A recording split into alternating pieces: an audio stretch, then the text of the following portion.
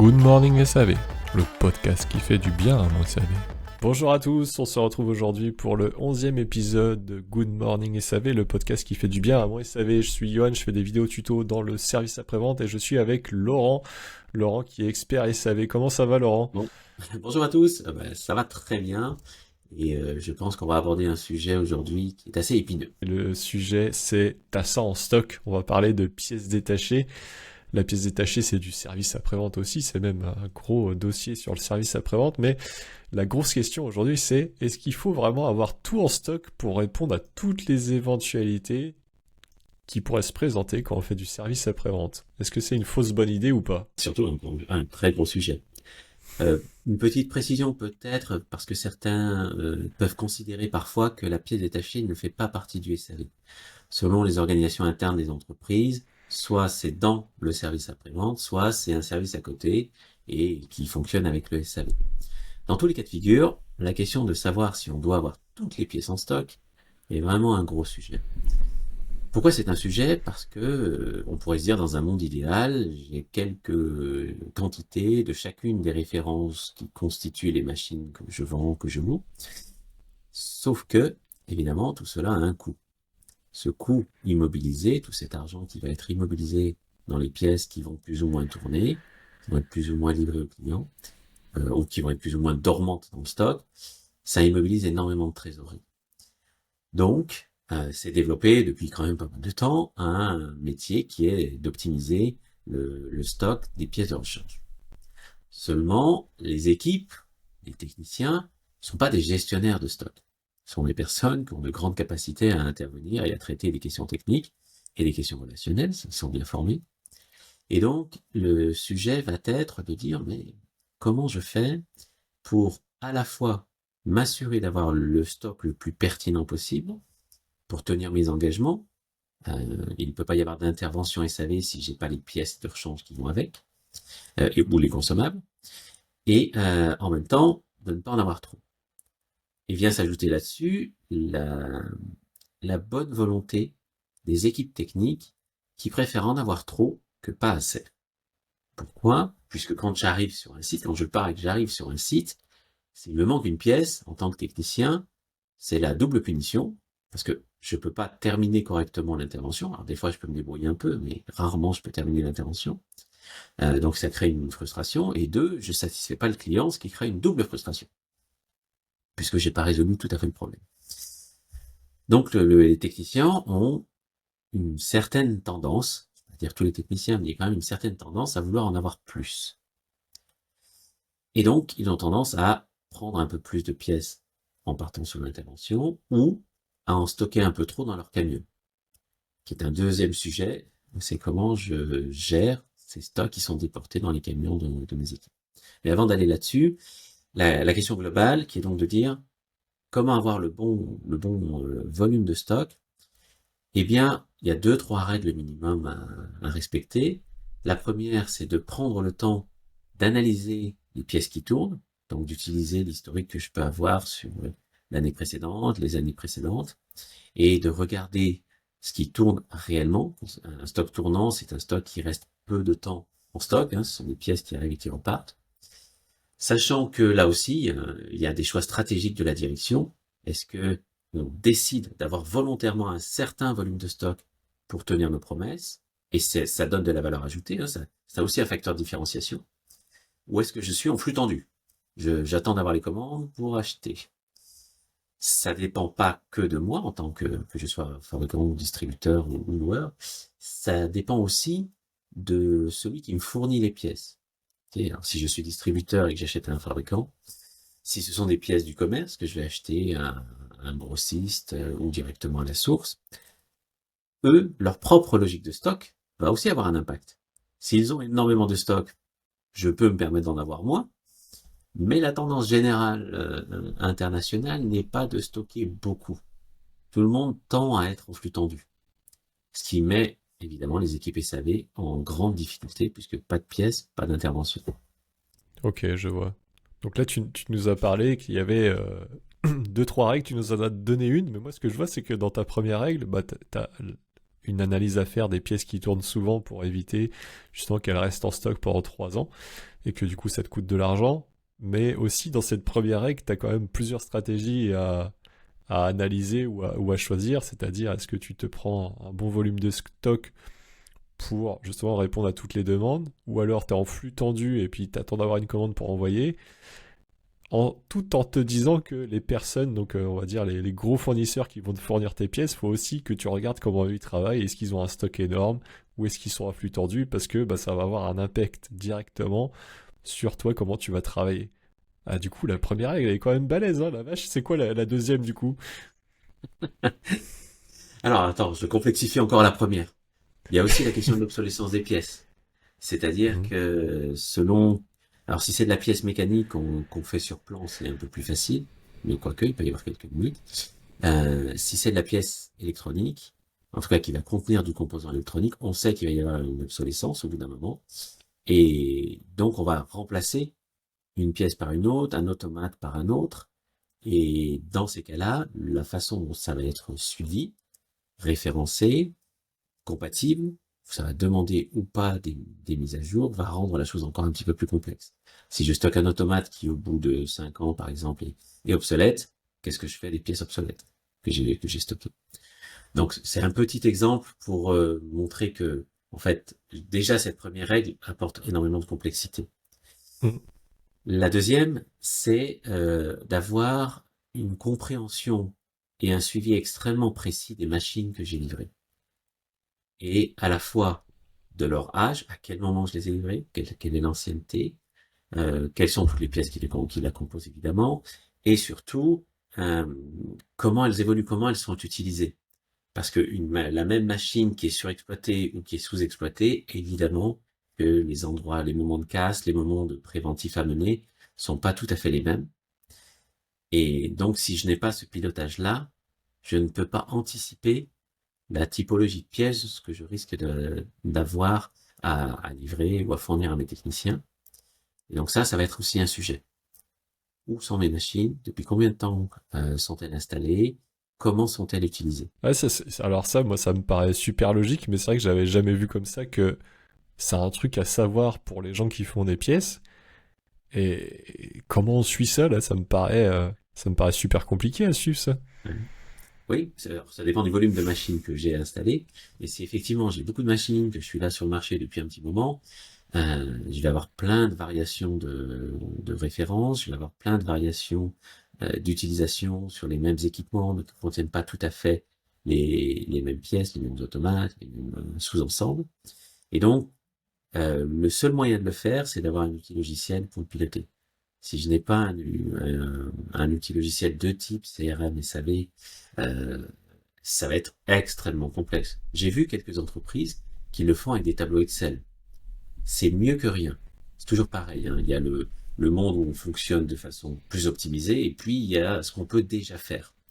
Et c'est toujours important de commencer par le déjà faire. Qu'est-ce que je peux déjà faire? Euh, donc, si vraiment j'ai rien du tout, mon premier travail, ça va être de référencer client par client toutes les machines que j'ai et de refaire ce travail dans le temps, évidemment, quand mes techniciens vont aller sur site, quand mes commerciaux vont aller sur site, on va leur demander de regarder précisément quelle version c'est, quel numéro de série, de faire quelques photos, etc. On va reconstituer la base.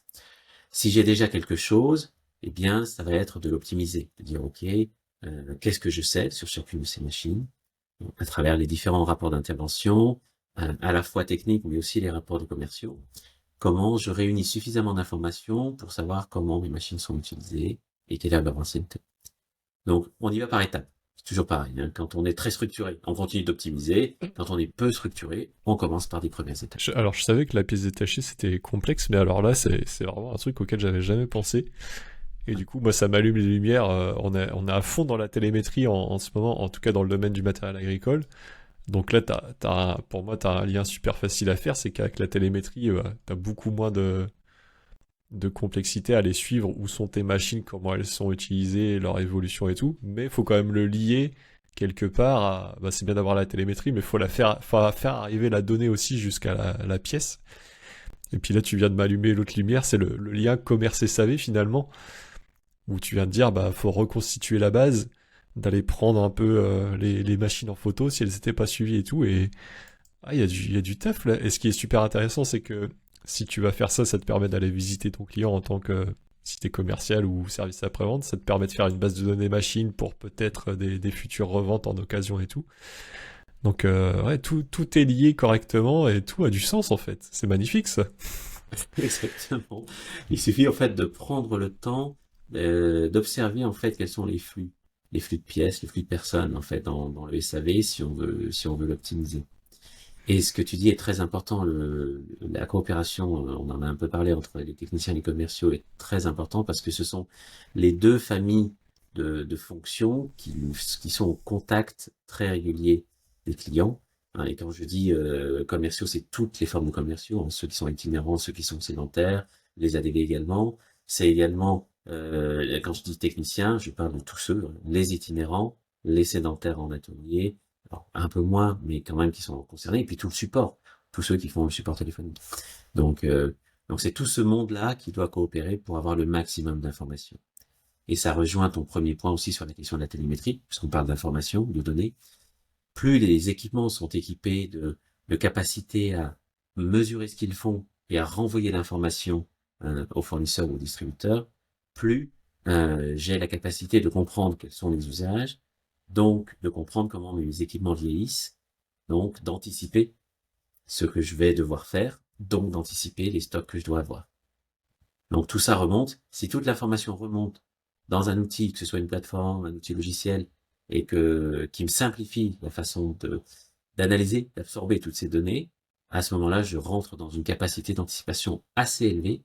Et là, je peux vraiment piloter mon activité. J'allais dire, c'est formidable, moi qui étais déjà passionné par le SAV, mais là, à chaque fois, tu m'apportes des pierres en plus pour dire que ouais, c'est vraiment un truc tentaculaire, super intéressant, parce que ouais, quand tu commences à gratter ça et que tu mets ça en place, à mon avis, ça prend du temps, c'est compliqué, mais une fois que ça tourne, tu as une belle machine et tu dois te faire plaisir.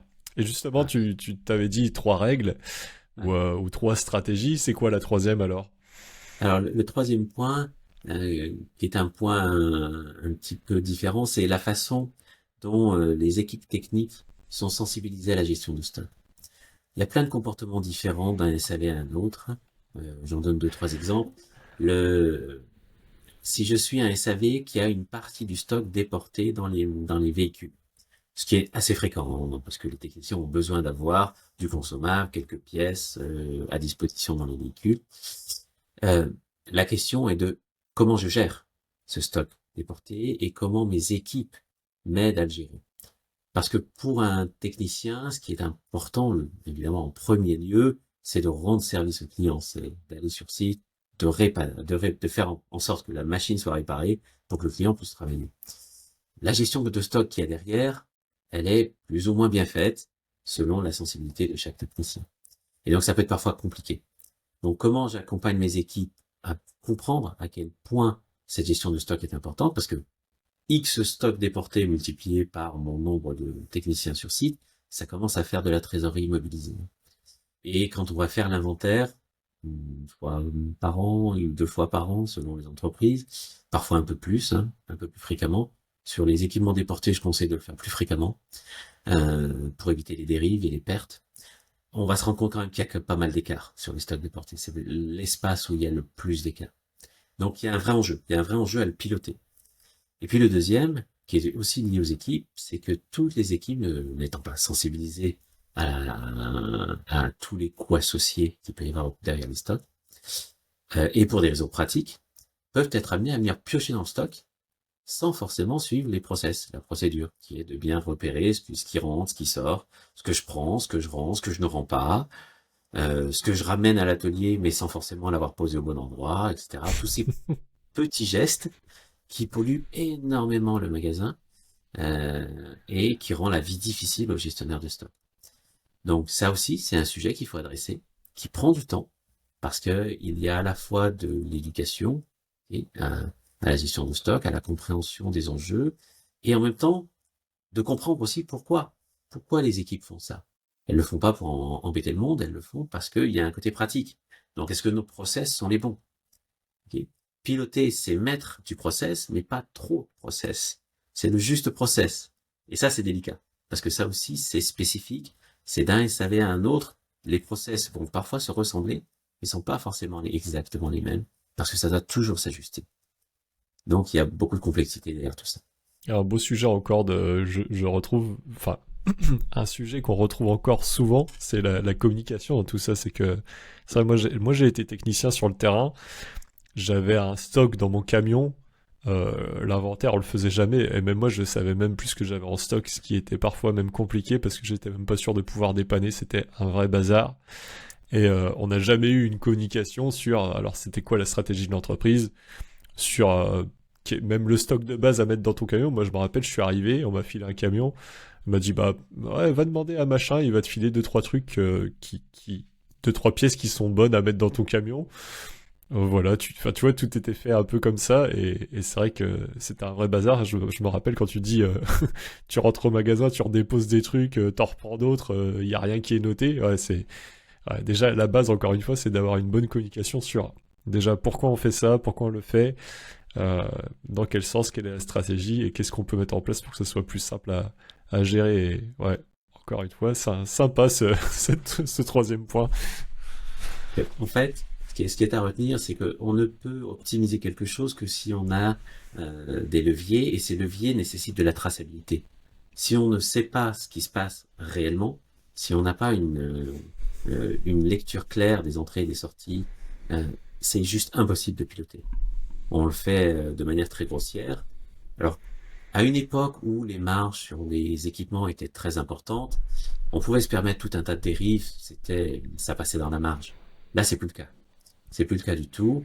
Les marges sur les équipements se compressent. Il reste encore de la marge sur les pièces de rechange. Donc, c'est quand même quelque chose qui est à piloter pour garantir de la marge au SAV. Mais on peut aussi, et je le dis aussi pour sensibiliser les responsables SAV, les directions d'entreprise et les techniciens, attention, les marges que l'on a sur les pièces, elles aussi vont être grignotées. Elles aussi vont tendre à la baisse pour deux raisons principales. La première, c'est que il y a de plus en plus de fournisseurs de pièces, c'est-à-dire que les pièces sont de moins en moins spécifiques, donc c'est plus difficile de fixer un peu les prix qu'on veut. Je suis déjà un petit peu en disant ça, mais c'est quand même l'esprit. Et puis deux, il y a tout un tas de nouvelles structures, alors de structures existantes et de nouvelles, qui amènent de la pièce équivalente, et de plus ou moins bonne qualité, mais avec une tendance à la qualité. Et donc, forcément, à un moment donné, les marges sur les pièces vont aussi être tendues. Donc, la question de la rentabilité du SAV et du développement de services associés reste toujours très cruciale. C'est un puissant fond, cette gestion de SAV. Et on a fait que 11 épisodes, rappelez-vous. Il y a beaucoup de matière.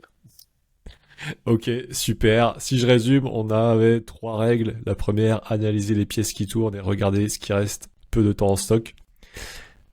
Avec une sous-partie, c'est selon là où est stockée ta pièce, bah tu vas changer de stratégie, et selon aussi les personnes qui vont te fournir ces pièces, eh bah il va falloir s'adapter parce que leur fonctionnement aura un impact direct sur ton fonctionnement à toi.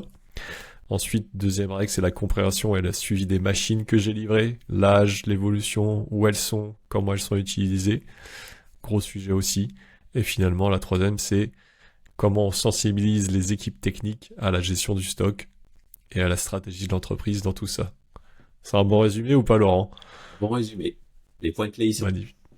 Super. Eh ben écoutez, merci de votre écoute et on se voit lundi prochain pour le 12e épisode. Allez, bonne semaine. Salut à tous. Bonne semaine à tous. C'est fini. Rendez-vous la semaine prochaine pour un nouvel épisode. Sache que c'est Laurent Bella avec sa société Service Essence qui propulse ce podcast. Service Essence propose des services pour améliorer ton SAV, des formations, du consulting et tout un tas d'outils qui pourront te faire passer un cap avec ton entreprise. À bientôt!